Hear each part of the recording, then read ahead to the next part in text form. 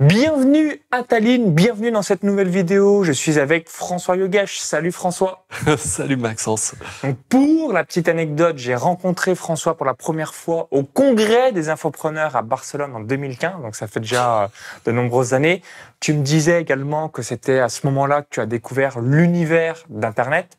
Aujourd'hui, on va parler d'expatriation. Donc, pourquoi tu as décidé de quitter la France, de rejoindre Tallinn plutôt qu'un autre pays, donc la capitale de l'Estonie.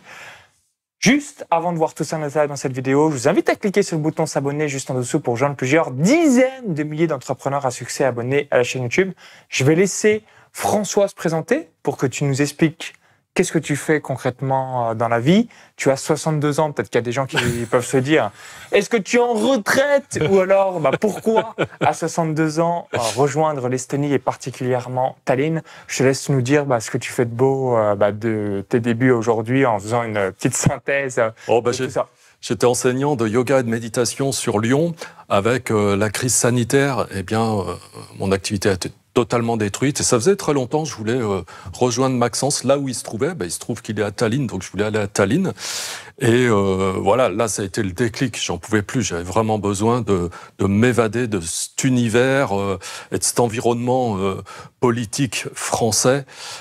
J'avais vraiment besoin de m'évader à tout prix. Donc, c'est devenu une obsession à partir du mois d'avril de l'année dernière. Et puis, rapidement, j'ai eu une opportunité de dégager un tout petit peu d'argent, un petit matelas financier tout juste suffisant pour que je puisse concrétiser ce projet. Et c'est ce que j'ai fait. Alors, bon, tu parlais de mon âge, 62 ans. Oui, c'est soit je reste comme ça et puis je subis et puis je vais prendre ce qu'on me donne et puis je vais vivre comme un miséreux et puis je suis déjà dans l'antichambre de la mort. Soit je me refais une nouvelle jeunesse et c'est ce que je fais là.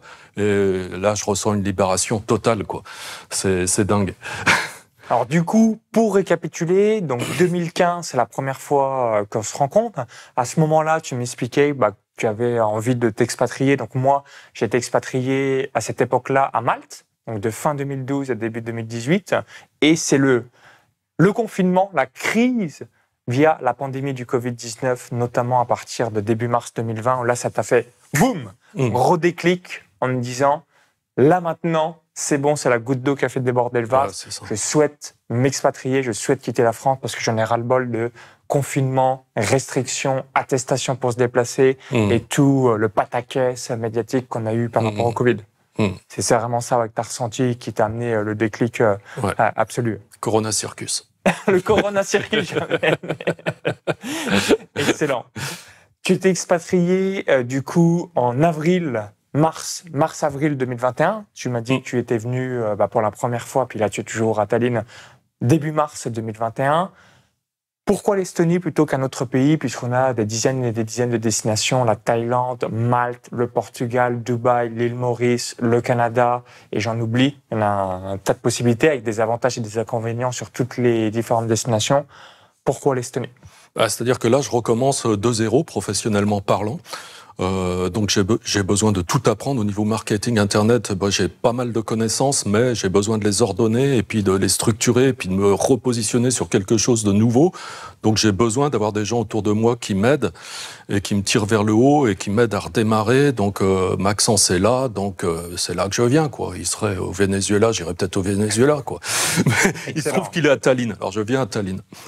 Ce que tu aimes bien, donc comme je l'évoquais aussi dans d'autres vidéos, à chaque fois que je suis à Tallinn, pour les membres de la formation expatriation en Estonie, j'organise différents restaurants. Donc François, tu en as déjà dû en faire 3. 3. Ouais. Et ce qui est top, c'est qu'on a à chaque fois à peu près une vingtaine de personnes et ce qui permet de pouvoir découvrir d'autres entrepreneurs. Donc comme je dis, des jeunes, des moins jeunes, des célibataires hommes, des célibataires femmes, des gens en couple avec enfants. Donc il y a différents profils. Et le point commun que l'on a tous, numéro 1, évidemment, c'est l'expatriation. Et numéro 2, c'est que l'on est entrepreneur web. Donc parfois, il y a des personnes dans l'e-commerce, parfois l'infoprenariat, l'entrepreneur web, parfois des freelances, parfois, qu'est-ce qu'on a d'autre des gens dans des thématiques diverses et variées, puisque finalement, tu es dans le yoga, la méditation. Il y a une autre personne aussi, Cédric Michel, qui est aussi dans cette thématique, etc., etc. Donc, ce qui est top, tu m'as donné une analogie, tu pourras peut-être la redonner, par rapport à la France. par rapport à comment tu étais perçu en France et comment tu te sens aujourd'hui d'être avec un standard un peu plus élevé? Bah oui, je dis ça à Maxence, j'ai l'impression d'avoir complètement changé de pièce, puisque en France, le peu de gens avec qui je suis en contact me portent un petit peu au nu, et on a l'impression que je suis toujours le meilleur. Enfin, bon, ça, pour moi, ça me paraît insensé, mais en tout cas, le fait est que c'est comme ça. Et ici, au contraire, je suis entouré de gens qui sont en réussite et dont j'ai tout à apprendre, quoi. Finalement, ça me tire vers le haut, alors qu'en France, clairement, j'avais l'impression de me sentir tiré vers le bas en permanence, quoi. Ouais, complètement. Et la petite analogie que j'aime bien évoquer, aussi quand on est à l'étranger, là, c'est pas que spécifiquement à l'Estonie, lorsqu'on a des conversations dans la rue qui seraient du bas niveau, ce genre de choses, bah, si on est en France, forcément, on va comprendre, puisque c'est notre langue maternelle. S'il y a une conversation de bas niveau en Estonie, donc quand on est dans un pays que on parle pas du tout la langue, forcément, ça va pas. Il y a juste un bruit ambiant, comme si on voyait un bruit d'avion ou un bruit d'un animal quelconque, mais on va pas du tout être affecté inconsciemment par rapport à ça. Exactement, ouais. En Estonie, les gens parlent donc anglais, estonien évidemment, et également la langue russe. Donc quand tu as évoqué, tu me disais que tu avais également 4 enfants. Ouais. Par rapport à tes enfants ou même des connaissances, quand tu as dit « je vais en Estonie », quelle a été leur réaction? Est-ce qu'ils se sont dit « mais c'est où l'Estonie » ou « pourquoi tu vas là-bas » Raconte-nous l'anecdote. Les gens sont forcément un petit peu surpris, mais je dirais qu'ils sont habitués à être surpris aussi avec moi. Donc c'est juste une fois de plus. Non, mais il se trouve que c'est ma personnalité. Je fais rien comme vraiment tout le monde. Donc c'est comme ça. Et donc ils ont été étonnés par la destination, parce que c'est vrai qu'on a une idée que c'est un pays qui est lointain, où il n'y a rien à faire, où c'est morose, où il fait froid, où on assimile ça aussi à la Russie, avec tout le côté péjoratif que l'on peut associer aussi à la Russie. Et en fait, c'est pas du tout ça. Il y a une qualité de vie superbe ici. Souvent, et vous en doutez bien, c'est les croyances qu'on a pu avoir, donc soit à travers la société, soit à travers l'école, notamment si on a appris la géographie au lycée. Et aujourd'hui, l'Europe de l'Est est comme ça, alors que l'Europe de l'Ouest, malheureusement, on s'empathie dans des vieux schémas, des vieilles administrations, sans aucune évolution, alors que justement, l'Europe de l'Est, état d'esprit flexible, état d'esprit de croissance. Europe de l'Ouest, état d'esprit fixé, où on garde les schémas du passé, alors qu'on est dans un monde qui évolue. Et maintenant, malheureusement, il est fort probable que dans quelques années, l'Est dépasse l'Ouest, même si ça aurait paru inconcevable 30 ans en arrière, mais ça risque d'être le cas d'ici quelques années. Qu'est-ce que tu aimes le plus en Estonie? Et est-ce que tu as une ou deux anecdotes, comme tu viens de Lyon, à nous raconter entre la différence de Lyon par rapport à Tallinn, s'il y a des points précis qui t'ont marqué, et qu'est-ce que tu aimes le plus ici? Ce que j'aime le plus, oui, c'est être au contact de gens comme toi, pouvoir rencontrer des Français entre guillemets, de haut niveau, mais je veux dire qui sont pas là juste à consommer et puis à se laisser hypnotiser, mais qui, au contraire, ont une réflexion personnelle approfondie et entreprennent des choses pour le bien-être d'autrui. Ça me tire vraiment dans le sens où je veux aller. C'est ça que j'apprécie le plus, en fait. C'est-à-dire, c'est cette communauté qui est là. Après, sur Tallinn, le pays, on a tout ce qu'il faut ici, qu'on pourrait avoir en France. Il ne nous manque rien. Sauf que tout est plus simple au niveau administratif, tout va plus vite, on est moins enquiquiné par tout ça, quoi. Le système fonctionne de manière beaucoup plus fluide, pardon. Ouais, donc vraiment, c'est la partie digitale, rapidité du pays que tu apprécies énormément ici. Tout est simple, quoi. Quand on communique avec quelqu'un, quand on a une demande, c'est simple. Alors que, mon impression, je pense que c'est pas que ma seule impression, je pense que beaucoup de gens qui écoutent cette vidéo partagent mon opinion, mais en France, au contraire, tout est compliqué, quoi. Tout le temps. Dans 90% des cas, il faut que ce soit compliqué. Donc c'est presque culturel de rendre les choses compliquées. C'est incroyable de ce que tu dis, mais c'est exactement ça, et c'est vraiment la réalité. Et si vous êtes en France, et notamment vous êtes entrepreneur, vous allez dire « je valide ». Tout est long, complexe, onéreux, et quand tu connais l'Estonie, en analogie que j'aime bien donner, Estonie, c'est télécouleur, haute définition, HD, 4K, 6K, 8K. France, télé noir et blanc en mode 1970. C'est incroyable, mais c'est exactement ça en termes de repères que vous pouvez vous donner dans votre tête. Vis-à-vis de Tallinn, Tallinn est à moins de 3 heures de Paris, Lyon, Genève, Bruxelles. Toi, tu as pris quelle compagnie? Comme tu viens de Lyon, de manière générale, il faut compter 200 à 300 euros TTC aller-retour. À peu près la tendance en fonction de la période où vous arrivez et également de votre flexibilité pour prendre un vol. Concernant Lyon-Tallinn, c'est quoi, 2h40 de vol, 2h35, 2h45? C'est-à-dire que moi, c'est particulier. J'ai fait de Lyon à Paris en train et ensuite j'ai pris l'avion. Et après, ouais, tu as pris directement à Paris. Et là, à partir de Paris, oui, ça me met 3 heures, je crois. Un petit peu moins, c'est 2h50. Et tu avais pris la compagnie, on a Air Baltic, on a d'autres possibilités comme Lufthansa, Polish Airlines, Nordica, parfois, alors Air France, avec une escale, Finnair, c'est finlandais. C'est ce que j'ai pris. C'est ce que tu as pris, Finnair, ok. Ouais. Voilà, donc rappelez-vous, 200 à 300 euros TTC aller-retour avec un bagage en soute de 23 kg. Vous pouvez utiliser des comparateurs de vol comme Skyscanner, peut-être que vous avez déjà entendu parler, et puis ça vous permettra de voir les différents tarifs en fonction du moment où vous allez vous déplacer. Concernant la France, qu'est-ce qui te manque en France depuis ton arrivée à Tallinn en mars 2021? Ben en France, par rapport à la France, il me manque absolument rien, quoi. Mis à part le fait que j'ai 4 enfants, des petits-enfants, mais pour la plupart d'entre eux, je les vois très peu, donc je veux dire, je les verrai comme d'habitude, quoi. Je veux dire, quand je passerai en France, je les verrai. J'ai qu'une fille avec qui j'ai une relation privilégiée, alors c'est elle qui me manque. Bon, est-ce qu'elle a décidé de venir te voir là en Estonie? Je pense qu'à un moment ou un autre, elle viendra. Ce que j'aimerais, c'est qu'elle s'installe ici, pour qu'elle puisse s'évader aussi de cette prison qu'est la France, et qu'elle puisse entreprendre quelque chose de beaucoup plus motivant ici, quoi. Et elle a pour ambition ou pour objectif d'être sur Internet, parce que c'est ça la magie du web, quand on gère soit son travail, donc en tant que freelance, salarié ou que sais-je, directement online, ou alors si on est indépendant, solopreneur, entrepreneur, c'est facile.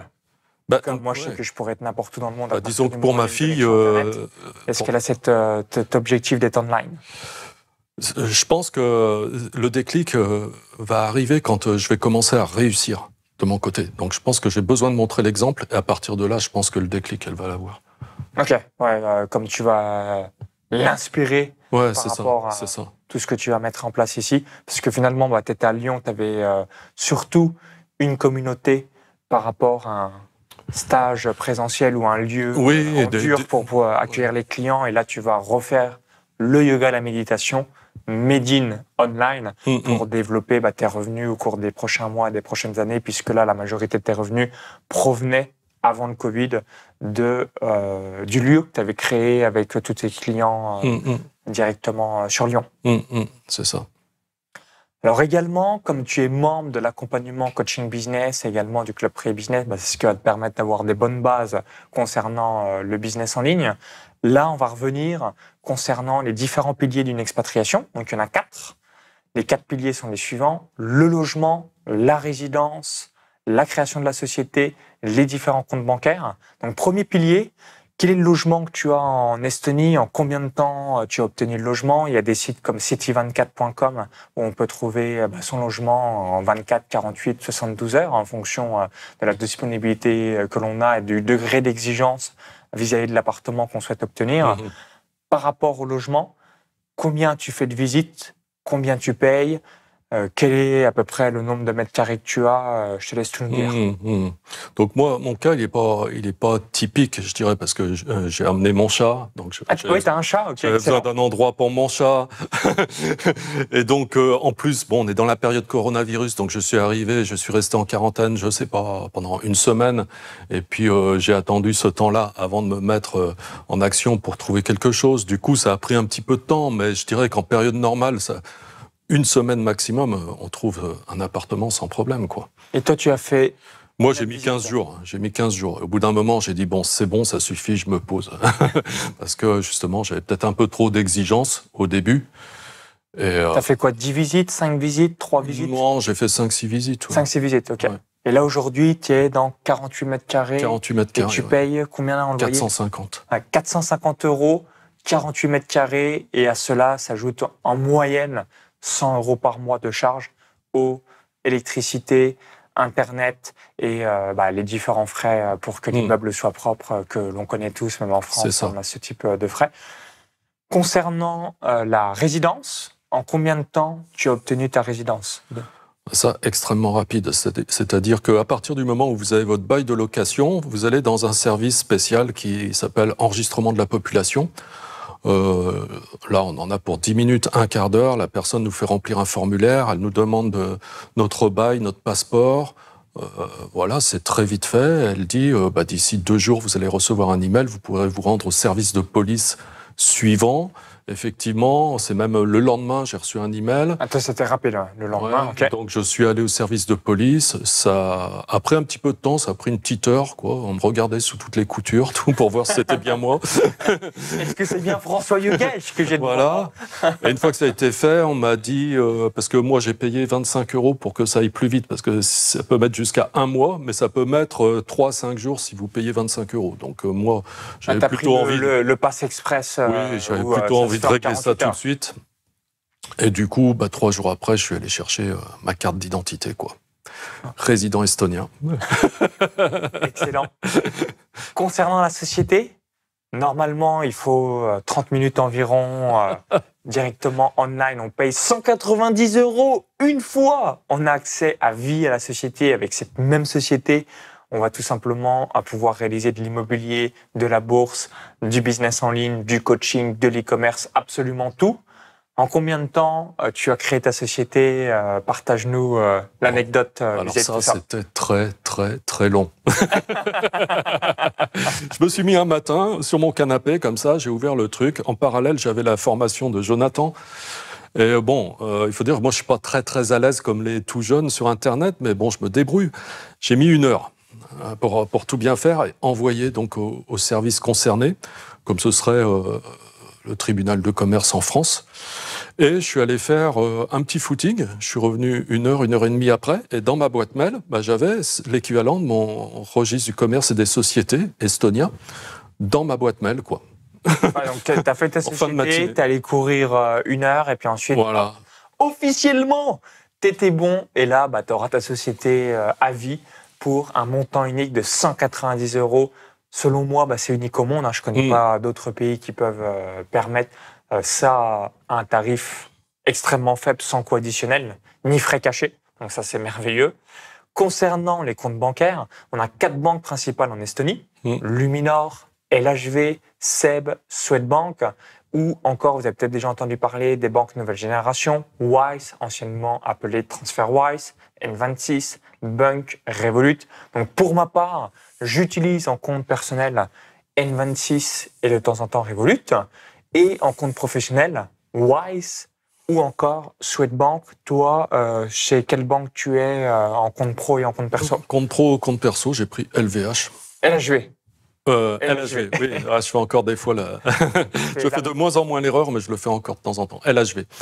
Voilà. Tout est en ligne et ça prend 1 minute ou 2 pour... Non, puis moi, je suis allé sur place, au siège. Je suis arrivé à la réception. On m'a dit, qu'est-ce que vous voulez? Je veux ouvrir un compte. Allez au guichet 3. Je suis allé au guichet 3. Il y avait une dame qui était là, qui m'a reçu immédiatement. La première fois, pour mon compte perso, ça a pris, disons, 3 quarts d'heure. Elle a téléchargé avec moi l'application qu'il fallait sur mon téléphone. Tout était opérationnel. Je suis reparti. Mon compte était créé. Et j'ai mis de l'argent sur mon compte, qui était sur mon compte 2 heures après, quoi. Et le lendemain, donc, j'avais créé la société, je suis revenu. Donc, j'étais déjà identifié comme client LHV. Donc, pareil, même chose, reçu à la banque de réception, immédiatement reçu à un comptoir par quelqu'un. Et là, ça a pris 1 quart d'heure et mon compte de société était ouvert. 1 quart d'heure. Et en France, je vous laisse imaginer ce que ça peut être en France, quoi. Donc, ce qui veut dire que le matin, je me suis levé, j'ai créé ma société, j'ai eu mon extrait de registre du commerce, je suis allé à la banque, tout ça, ça m'a pris 4 heures, quoi. Et tout était là. Et ma société était créée, mon compte bancaire professionnel était créé, l'argent que j'ai viré était sur le compte en 4 heures chrono, quoi. C'est juste de la science-fiction pour nous, Français, quoi.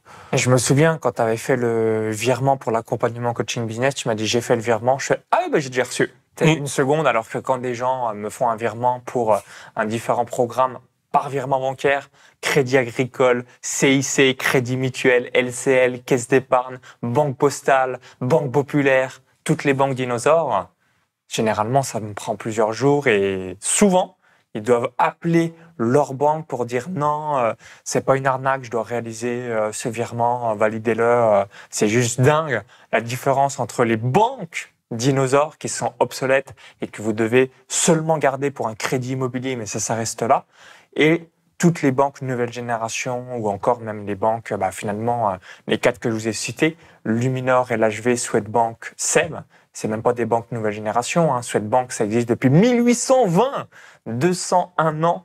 Donc c'est pour vous montrer comment c'est pas une banque nouvelle génération. Ça fonctionne, ça a rien à voir avec toutes ces banques merdiques en France. Là-dessus, c'est assez impressionnant. Pour récapituler les 4 piliers, donc au numéro 1, le logement, donc ça t'a pris environ 7 jours parce que tu avais pas mal d'exigences et du coup, tu t'es retrouvé dans 48 mètres carrés, 450 € par mois, donc ce qui fait globalement, il faut que vous ayez ça comme analogie, 10 € le mètre carré en location, plus 100 € de charge. Concernant la carte de résidence, moins de 72 heures parce que tu as pris le pass 48 heures. Concernant la création de la société, 30 minutes directement online depuis ton canapé et 1 heure ou 2 de la validation, que ça soit carrément enregistré, l'équivalent le tribunal du commerce, le registre du commerce, estonien. Et numéro 4, tu as donc pour ton compte professionnel LHV et compte perso, pareil, LHV également. Ouais, j'ai vu que c'était une banque estonienne, j'ai dit ce pays m'accueille, donc t'as raison. Je privilégie l'Estonie. Merveilleux. Concernant le coût de la vie, tu viens à Lyon, tu m'avais donné aussi une petite analogie qui était intéressante que tu pourras partager, le logement de ta fille à Lyon, puisqu'il est quasiment la même surface que ton logement en Estonie, donc tu vas pouvoir nous donner la différence. Et est-ce que tu vis avec un coût plus important en Tallinn? Est-ce que c'est moins important? Est-ce que c'est plus ou moins similaire à Lyon? Je laisse nous partager ton retour d'expérience vis-à-vis de cela. Le loyer que paye ma fille pour une surface équivalente, c'est assez cher, mais elle est vraiment dans un appart luxueux. Mais je dirais qu'à Lyon, c'est 50% plus cher. C'est-à-dire le même appart que j'ai là, je le louerais probablement plus ou moins 700 €, quoi. Alors que là, c'est 450 €. C'est-à-dire qu'un appartement à Lyon, 100 mètres carrés, ça serait 1500 € de loyer de manière générale. Et ça dépend des quartiers, mais oui, en tout cas, c'est 1000 €. C'est 15 € le mètre carré à Lyon en loyer versus 10 € le mètre carré à Tallinn. Pour vous donner une tendance, évidemment, ça varie en fonction des quartiers. Il y a plein de paramètres, mais au moins ça donne une petite moyenne. Oui, c'est plus ou moins 30% de moins ici, en Estonie, qu'en France. En tout cas, dans les grandes villes comme Lyon. Ok. Donc globalement, 1500 à 2000 € par mois, tu vis comme un pacha à Tallinn, alors qu'il te faudrait 30% plus cher. Donc si on vit avec 2000 € à Tallinn, il te faudrait minimum 2600 € pour exactement le même confort de vie à Lyon par rapport à Tallinn. Même plus, je dirais. Parce 3000, peut-être. Oui, parce qu'ici, on n'a pas besoin de voiture, et la voiture, c'est un gros poste de charge, quoi. Ici, il n'y a absolument pas besoin de voiture. Tout est à quelques pas, quoi. On va d'un bout à l'autre de la ville, ça fait 5-6 kilomètres. Les transports sont gratuits dès lors qu'on est résident estonien, et ça va très vite. Si vraiment on est ultra pressé, on peut prendre un taxi. Les taxis sont 2 fois moins chers qu'en France. Bref, utilité de la voiture, aucune, quoi. Enfin, pour moi, en tout cas, et je pense pour beaucoup de gens, pas d'utilité à avoir une voiture, quoi. Donc, tout de suite, ça réduit le coût de la vie de manière très importante aussi, quoi. En moyenne, sur 100 Français expatriés que je connais qui a rejoint la formation, je dirais qu'il y a 10 personnes qui ont une voiture et 90% des gens n'ont pas de voiture. Pourquoi? Tu l'as parfaitement évoqué. Donc, concernant les déplacements, on a 2 applications. Uber, qui est évidemment connu dans le monde entier, et Bolt, B-O-L-T. Bolt permet d'avoir différentes voitures à quelques minutes lorsqu'on réalise une commande. Et on a également les trottinettes. Je ne sais pas si tu as déjà fait un petit peu de la trottinette. Non, je n'ai pas fait encore ça. Mais les trottinettes sont généralement à 12, 13, 14, 15 centimes par minute. Donc du coup, là aussi, ce qui permet de se déplacer assez facilement. Et ensuite, concernant la nourriture, on peut utiliser différentes applications. Donc on a Bolt, B-O-L-T, c'est exactement la même boîte, ou encore Wolt, WOLT, et ce qui permet de pouvoir réaliser des commandes si on ne souhaite pas manger au restaurant, en gros de manger au restaurant sans être au restaurant puisque c'est livré directement à votre domicile. Oui, et puis pour 3 fois rien, hein, pour 10 euros, on mange très bien, quoi. Ouais, donc c'est ça qui est merveilleux. Et concernant les équivalents Auchan, Carrefour, Leclerc, Casino, Prisma, Selver, Rémy. Et dernière chose, je ne pense pas que ça existe en France, et ça c'est vraiment aussi, on voit la technologie ici à Tallinn. Il y a une entreprise qui s'appelle CityBee qui permet de pouvoir, on prend la voiture à un instant T et on la remet à un autre instant T pour, si on la loue par exemple pour 1 heure, pour 15 euros. Donc on va prendre un exemple concret. Si vous devez réaliser une course à Ikea ou dans un endroit où on a des gros cartons et que la livraison devrait prendre 24, 48 ou 72 heures et que vous pouvez aller le chercher maintenant directement au magasin, sauf que vous n'avez pas de voiture, vous êtes d'accord avec moi, mais vous pouvez du coup louer une voiture. Il y a différentes voitures, quand je dis différentes, il y en a des centaines et des centaines à Tallinn. L'application CityBee, et ce qui permet, par exemple, d'aller à un endroit A, ensuite de redéposer sa voiture là où on le désire. C'est comme les trottinettes. Tu prends une trottinette, tu arrives à destination, tu la poses à 20 cm de là où tu es arrivé parce que tu peux la déposer n'importe où. Selon moi, il y a très peu de pays, voire peut-être, je pense qu'il y a d'autres pays que ça doit avoir lieu, mais c'est assez rare encore. Et du coup, ça, c'est extrêmement pratique, je trouve. Ça, c'est merveilleux. Maintenant, je voulais revenir sur 2 obstacles que beaucoup de personnes ont. Et toi, ça va être intéressant de savoir comment tu fais par rapport à ça. Numéro 1, François, comment tu fais pour communiquer en Estonie? À quel moment tu as appris l'anglais? Est-ce que tu sais parler l'anglais? Ou qu'est-ce que tu as comme exercice ou astuce pour développer son niveau d'anglais? Et numéro 2, concernant le climat, donc tu es arrivé mars 2021, donc tu as connu la fin de l'hiver en Estonie. Qu'est-ce que tu vas faire, ou est-ce que c'est quelque chose que tu appréhendes l'hiver en Estonie? Je te laisse nous donner ton feedback concernant l'anglais et l'apprentissage de l'anglais au cours de ta vie, si tu sais parler anglais. Et numéro 2, vis-à-vis de l'hiver, comment tu souhaites faire? Bon, l'anglais, moi, je parle couramment, donc ça, c'est pas un souci. Mais par contre, tu as appris en quelle année, du coup, l'anglais? Je l'ai réappris, puisque j'ai terminé l'école très jeune. Et donc, je l'ai réappris il y a une trentaine d'années. La première fois, je suis allé en Inde, où j'avais besoin d'avoir une langue pour pouvoir communiquer sur place. Et mon anglais était catastrophique, donc je l'ai appris en 3-4 semaines pour avoir des bases, quoi. Et puis après, j'ai voyagé. Donc, à force de voyager, j'ai amélioré mon anglais. Depuis que je suis là, j'ai encore progressé, d'ailleurs, parce que je parle que comme ça, quand j'ai besoin de m'exprimer avec les Estoniens. Donc c'est pas un problème. Puis c'est une langue qui est quand même facile. Il y a beaucoup de méthodes qui existent qui permettent de parler l'anglais et de progresser rapidement. Entre autres, il y a Adrien qui fait ça, je crois. Adrien, I Speak Spoken, donc sa chaîne YouTube. I Speak Spoken, si vous avez besoin. Donc méthode tout à fait éprouvée et qui donne d'excellents résultats. Mais en tout cas, si on est motivé, c'est pas un souci du tout, ça. Après l'hiver, eh bien, moi, je suis arrivé, on va dire, c'était encore en période un petit peu froide.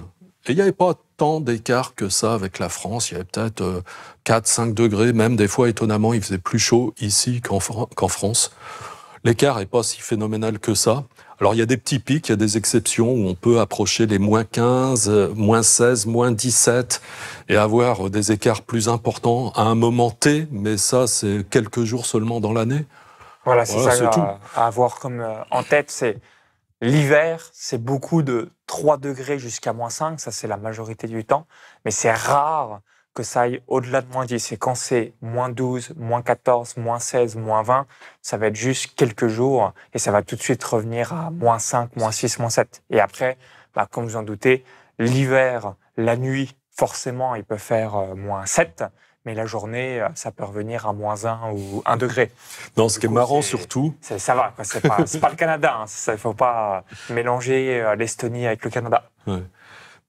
Oui, ce que je voulais dire et qui est marrant surtout, c'est et qui est un peu choquant quand on n'est pas habitué, c'est que, par exemple, en ce moment, ici, on est en juin, on a l'impression qu'il fait jour tout le temps. C'est-à-dire, à 23h, il fait encore jour, et à 4h, c'est plein soleil, quoi.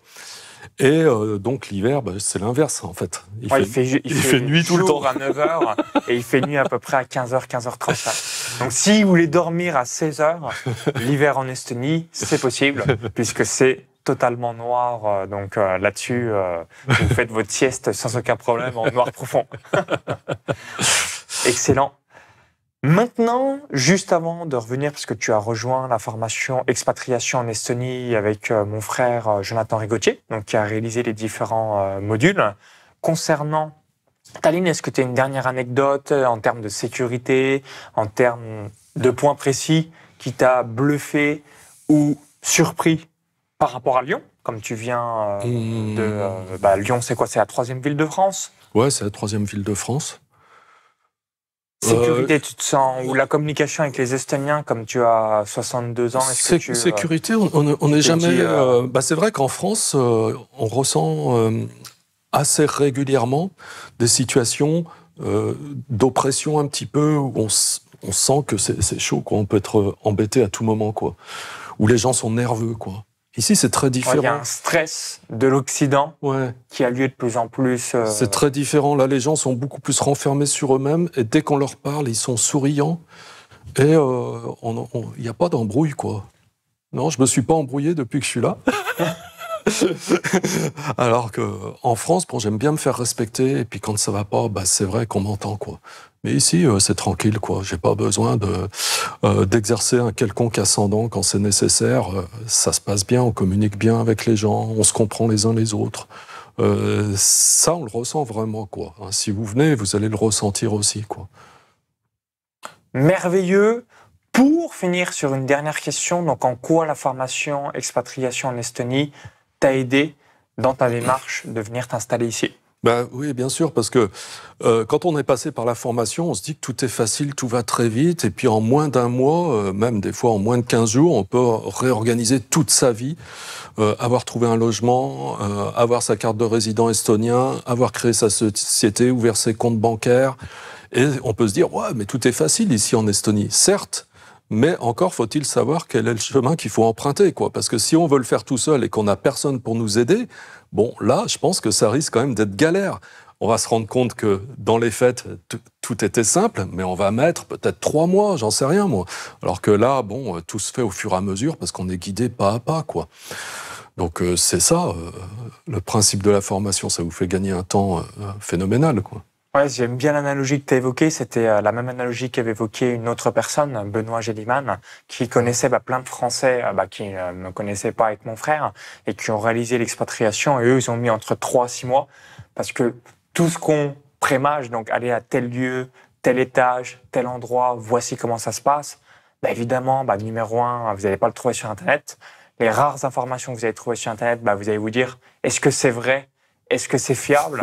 Donc ça, c'est une valeur immense. Et le dernier point que j'ai bénéficié, c'est le réseau que j'ai constitué et qui permet d'être tout de suite en relation parce que, évidemment, comme tu as pu le voir, François, c'est ce que j'évoque, les gens qui viennent ici sont quand même aussi des gens qui me ressemblent en quelque sorte par rapport aux valeurs personal branding. Donc du coup, ça vous permet, là aussi, de découvrir d'autres entrepreneurs web français avec un super mindset pour développer à nouveau votre business. Donc, au-delà de la formation, le temps que vous allez gagner et les démarches réelles et tout de suite mises à jour que vous allez bénéficier, c'est aussi le réseau que vous allez obtenir qui va vous permettre tout de suite de, boum, avoir un réseau d'entrepreneurs français rapidement et ne pas se retrouver seul, isolé ou se dire « qu'est-ce que je fous ici ?» Merci François par rapport à ton feedback. Merci à si toi. vous avez apprécié la vidéo, cliquez sur le petit bouton like juste en dessous. Merci par avance. Si vous la regardez jusqu'ici, normalement vous avez apprécié le contenu. Donc merci par avance pour le petit bouton like. N'hésitez pas aussi à laisser votre retour d'expérience si vous êtes dans un autre pays d'expatriation. Ça serait intéressant de lire votre feedback. Et je vous invite à venir juste en vacances quelques jours pour découvrir ce pays. Si vous êtes jusqu'ici, je voulais également vous offrir un cadeau de bienvenue. Donc, ce cadeau de bienvenue, c'est une formation offerte où j'explique donc comment créer sa société à l'étranger, comment avoir un compte bancaire dans un autre pays, comment optimiser sa fiscalité. Donc, pour obtenir tout ça, il y a un lien directement dans la vidéo YouTube. Vous cliquez sur ce lien, ça va vous rediriger vers notre page et vous allez recevoir tout ça dans votre boîte mail en laissant votre prénom et votre adresse email.